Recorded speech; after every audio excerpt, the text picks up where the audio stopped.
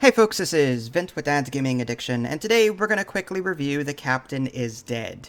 This is the digital adaptation that you can find on Steam for about $20. It is based off of an actual board game, one that I do own, and it's kind of cool to see the differences between the two. The digital version definitely has a bit more flair, which I'll get to in a minute. So what is The Captain is Dead? Well, it is a cooperative game, similar to that of Pandemic or Forbidden Island, in the sense that players are working together to beat the game. In this case, aliens have attacked your spaceship. The captain is dead, hence the name of the game, and it is up to the remaining crew members, you, to fix your warp core back to 100% in order to jump away and survive. That's the gist of it. Now, your ship does have a number of different systems, and you can use these systems to help you out as you play.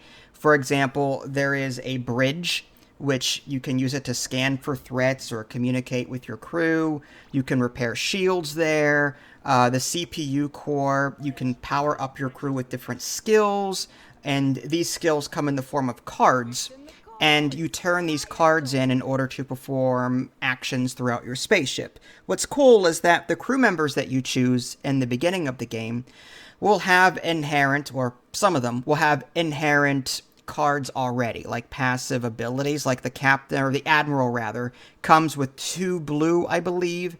So whenever you take an action that requires at least 2 blue, well, that passive 2 blue bonus will automatically be applied, and you only need to spend the difference in cards. So that's kind of cool. Every crew member has different abilities. Some have inherent skills already that you can use in addition to cards to activate various parts of your ship. The infirmary is where you can recover from injuries. Injuries prevent you from doing certain things on the ship. The science lab is a place where you can go to upgrade your ship or research anomalies. Anomalies are bad.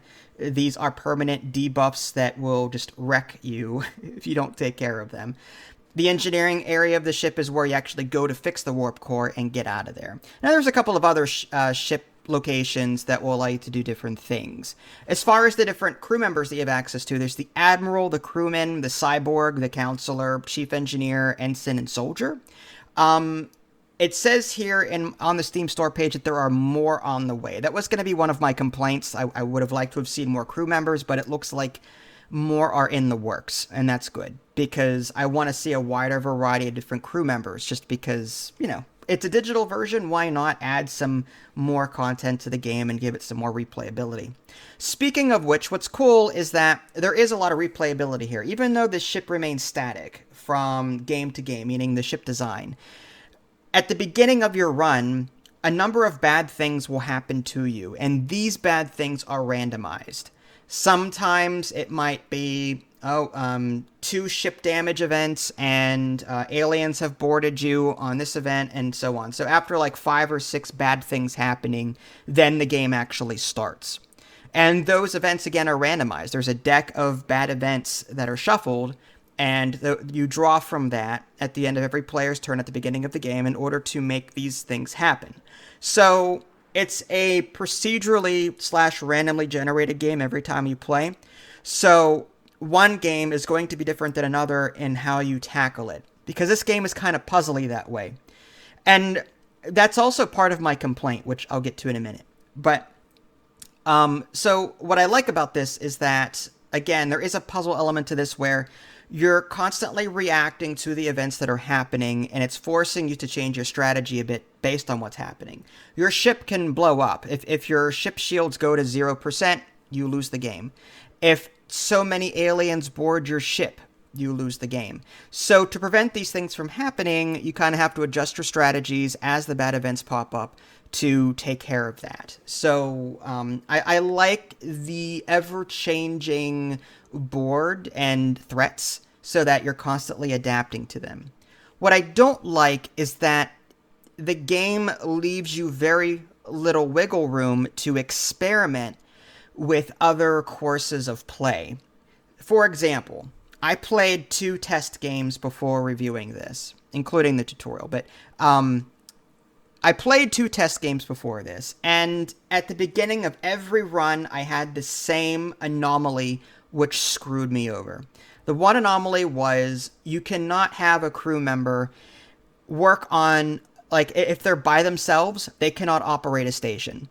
So that means I have to bring people over to the same console in order to, or into the same room together in order to actually be able to use something. And that happened twice. In both playthroughs, I was crippled by this. So because of that, and I needed 4 research cards, none of my crew members that I started with had any research abilities, so I had to try and draw them from the CPU core. On both playthroughs, I didn't get any in the beginning of the game. So I was sitting there in the CPU core just trying to draw green cards, the science cards, in order just to get rid of that stupid anomaly, and that took forever. And the first game was a complete and utter bust. Like, that one anomaly crippled me for the entire game. The second time I played this, I took a different approach with it. Rather than focusing on fixing the anomaly, I rushed the CPU core, meaning that I went to the CPU core, I drew as much engineer cards as I could with that anomaly in play. I just brought everyone to the middle, kept drawing cards, giving the engineer all of the orange repair cards. The engineer has a passive engineer bonus, so it makes sense for the engineer to fix the core. But anyway, I won with 20% shields left. I had no aliens on board because I had killed them all, and none had boarded after that. But still, my shields were down to 20%. It was getting a little hairy. And this was on the easiest, most casual difficulty setting available. So, like, my complaint is, even on the easiest setting, the game doesn't give you a whole lot of time to move people around, to explore, to try out different things. Like, as the Admiral, one of my special abilities is the cool thing to use these battle plans. These battle plans are like leftover abilities that the captain had, and the Admiral has the ability to draw 2 of them, pick one, or you can draw them from anywhere. So, like, I wanted to use these battle plans, but all of my time was tied up in giving the engineer cards that she needed in order to fix the warp core. And that one anomaly in the beginning of the game limited my entire playthrough. There were, like, I only used, like, I want to say 2 out of the 8 rooms or so that the ship has. So my complaint is, even on the most casual difficulty setting, your hands are going to be tied, and you're not going to be able to try out different cool things. Like, I wanted to do the cargo hold so I can grab lasers and go around the ship taking out aliens systematically with these special weapons and scanners that I picked up. I wanted to go to the science lab and upgrade my ship, but I couldn't do any of that because of that annoying anomaly. And that was twice that I experienced this. So, like, I wanted a more lenient playthrough, and the most casual difficulty setting does not allow you to do that. What I would have liked, maybe, is the casual setting changed to be a bit more lenient. Maybe give you more actions per turn, or maybe do an event every round as opposed to after every crew member turn, something like that. So I know that it would probably be very easy to win that way, but I also want to give players time to mess around with the different ship systems and see what's available. Try out different strategies. Draw a bunch of battle plans and see how they work. You know, I wanted to see a bit... I wanted the casual difficulty setting to be a bit more, well, casual. I still felt too limited on the casual difficulty setting, and that's kind of a shame. The other complaint that I have, I mentioned this at the beginning of the video, where the digital version is a bit more flashy and has a bit more flair to it. It's like the developers behind this made the game for people with ADHD.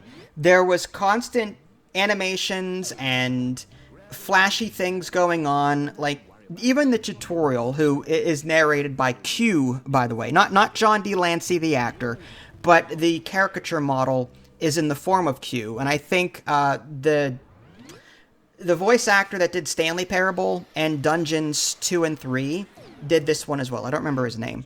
So I liked the Q reference, and I liked the Stanley Parable narrator reference, but like, everything was so flashy and so over the top, it gave me a headache. It actually I actually had to look away a couple of times because it was just too much input.